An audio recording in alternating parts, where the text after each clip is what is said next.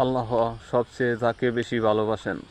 আপনি জানেন কি, এমন একটি আমল আছে যা করলে সবচাইতে আল্লাহ বেশি খুশি হন।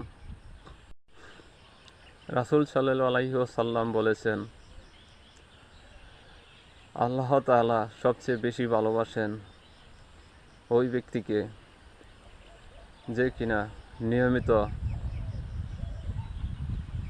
একটি আমল করে যান, সেটা ছোট হোক বড় হোক, নিয়মিত সবসময় ওই আমলটাই।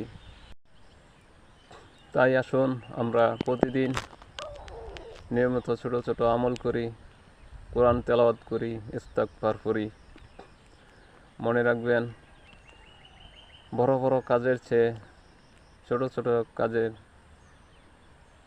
নেক আমল আল্লাহর কাছে অনেক পছন্দের। তাই আমরা প্রতিদিন অল্প আমল হলেও নিয়মিত সেগুলো করার চেষ্টা করব।